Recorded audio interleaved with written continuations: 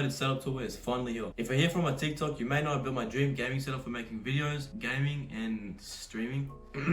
So there's been a couple requests that I do a setup tour, show you guys what equipment I use to build my setup. And just so you know, this setup isn't in its final form, so this will be an incomplete setup tour. However, I think it's in a pretty good state where I can show you guys the setup and do an update once my entire room is complete. And before we get into the video, I'll have a link to everything in the description, and make sure to let me know if I missed anything. Enjoy the video. So here is the setup. My setup is held up by two Alex drawers in white, and you've probably seen them before because everyone has them. But I use them to store all miscellaneous items and anything else I need to store, like products, cables, I don't know, just a lot of random stuff. Yeah, but it's really messy, so yeah, just be prepared.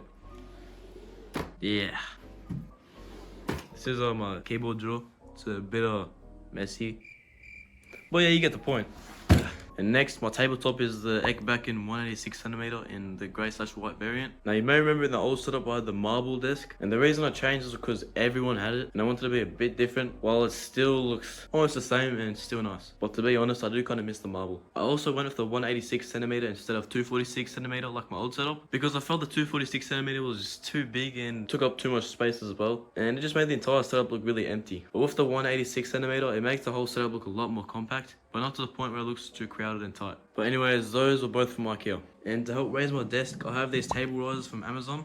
The reason I have these is because it looks pretty nice and aesthetic, and I can also store any miscellaneous items like my laptops. Sometimes I have products under there, or just my iPad, but they're also pretty cheap, so I do recommend them.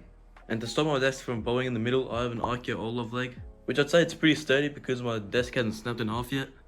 But that covers like pretty much the entire desk. So let's move on to the wall decorations. So I've had a lot of questions on my wall panels. So what they are 3 sets of Amazon acoustic hexagon wall panels in light grey, which each pack comes with about 12, being 36 altogether, although I only used 30 of them for this design.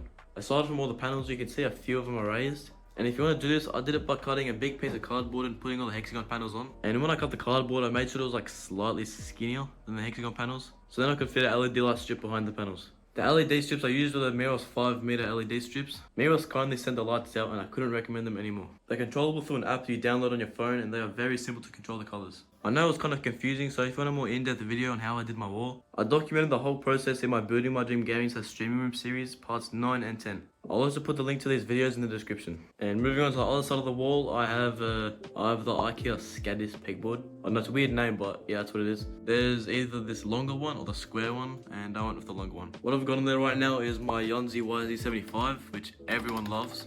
And then I also have a Lego Atom keyboard kit, which is really nice.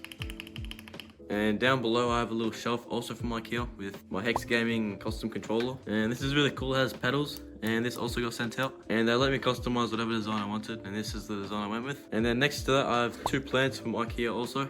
And underneath I have all these shelves, which, believe it or not, also from IKEA. And I've just stored some keycaps in there. And to the right I have some KAWS REECES PUFFS, which I got from the city, and it looks really cool. Now let's move on to my peripherals. The mousepad I'm using is the Gutsiad and Avalanche mousepad, and most of my mousepads are from there, and the quality is really nice. I think it's 4mm thickness, so it's very comfy when gaming.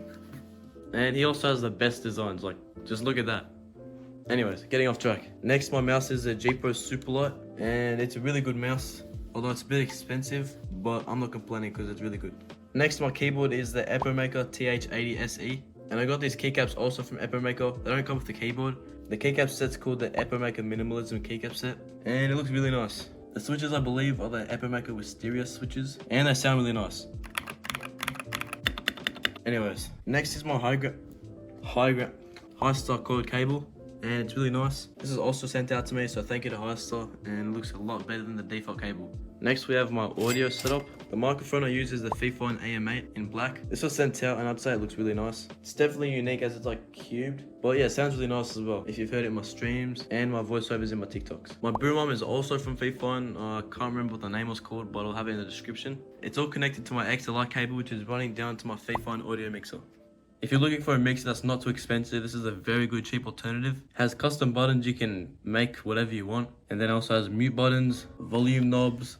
You can change all the light colors to all their custom presets. There's a voice changer and all these for like guitars and everything. But yeah, it's pretty cool. My headset is the Logitech G733 in white, and I also got a head strap from Amazon because I didn't like the pink and blue one it came with. But this is a really good headset from my other previous Razer Krakens. They were horrible, but yeah, this is much better because it's wireless and they just look more nice in the white color. Next, let's talk about my monitors. So my main gaming monitor is a Alienware 240Hz 25-inch in white, and it's very good, although I think it's only 1080p, but I'm not complaining because it still looks pretty good. Next, my top monitor is a Acer VG242IP, but I'm pretty sure it's discontinued, so you can't get the exact same model. But it's a 165Hz 24-inch, and there's probably other ones that are similar, so yeah. Next, my vertical monitor, it's a curved monitor from Prism Plus, and this was also sent out to me. It's the X240, and I'm pretty sure it's a 165Hz in 24 inches. My vertical monitor is held up on its own by just some random brand who made the single monitor mount, and don't mind that, I tried to spray paint it white and it all chipped off, but yeah. And then my two stacked monitors, I get a lot of questions about this. It's held up by the Vivo dual stacked monitor arm, so there is 3 poles to this, but you can screw it off, so I took the top one off because it was too long, and it's perfect height for my two 24-inch monitors. That's how I get the nice floating look. Underneath that I have a Google Home Mini, which I got as a present ages ago. Well, I thought it would be a cool addition to my setup. It helps turn my lights off and on, and I can ask whatever questions I want. Just like this. Hey Google, turn off all lights. And then I can turn them back on. Hey Google, turn on all lights. And just like that, they're all back on. But if you're lazy like me, you can't be bothered putting on all your lights separately, I can just use this, and they can all turn on by voice control. And next to that I have a Miros lamp. I can't remember the exact name, but I'll have it in the description as well. This is also another little accessory I have on my setup to fill up some space. And it's LED, so you can change all the colors. I have it on purple right now, but you just tap the top and it can change. There's all the preset default colors. There's also an app where you can change the colors manually to whatever color you want. And this is what gets me wins in my games. This is Andersate's Phantom 3 chair in carbon black, I'm pretty sure it's called. And it's so comfy. This is why I'm really good at the game, even though I'm Platinum 3 in Fortnite. But yeah, I'm pretty cracked if you ask me.